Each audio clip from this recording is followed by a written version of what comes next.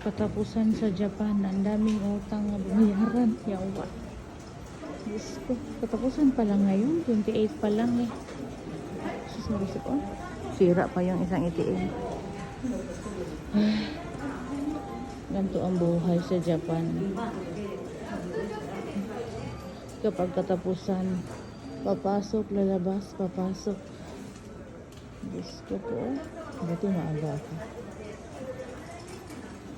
Nag-file pa ako dun. Tagal ko pa. Mga 5 minutes na ako dito nakantay. Kuya, hindi ka pwede ko.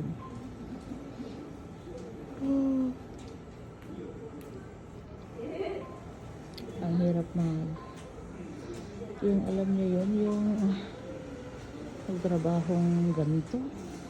Ang kapoy kaayo. Matutuwa ka kasi ang daming pera. Pagdating ng katapusan, Diyos ko, hindi mo pwedeng hindi bayaran yung mga bills. Ang bills, ang damakmak na bills. Ang bilis pa naman ng ano. Diyos ko po. Tagal pang tinawag. Lunch time, katapos lang kasi ng lunch time nila. Kaya tinan mo dalawang ano lang nag-a-assist. Bagal. Ay na po yung matanda, may problema yung ano yan, yung matanda niya yung pension.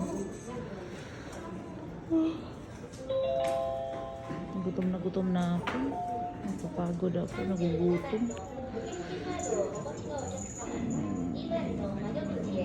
Ibang malulutsi daw.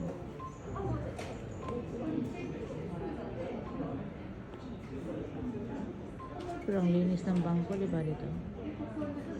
I-FGing ko to yung sa anong namin na bangko. Ayan. Nakapoy ako. Nagutom pa ako.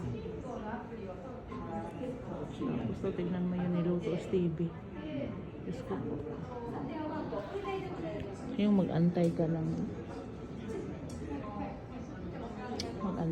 matagal. Ang linis ng ano. Diba? Ang linis talaga ng ano ng Japan. Ayun, tumayo na yung ano ko. Ang dami kasi kong ifurukomi. Sahod, bills, sus, lahat nagkaltasan. Tapos pag nagkaltas na lahat ng bills, lahat-lahat.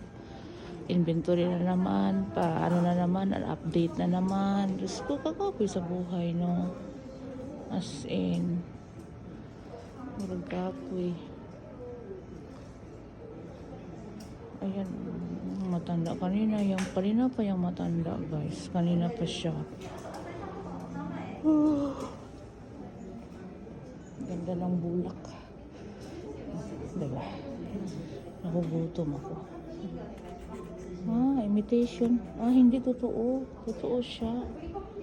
Ayan. Totoo siya. Ganda ng ano. Diba?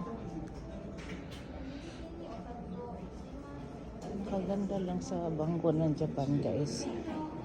Pakunti-kunti lang yung tao, pero kapag may mga itatanong ka, wala kang problema. Talagang asikasuhin nila.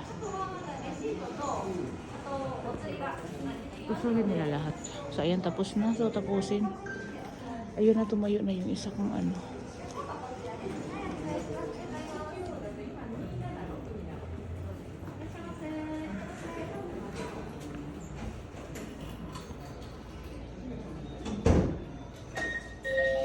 Tawag na ako. Tawag na. Bilisan mo na. At tapos na ako.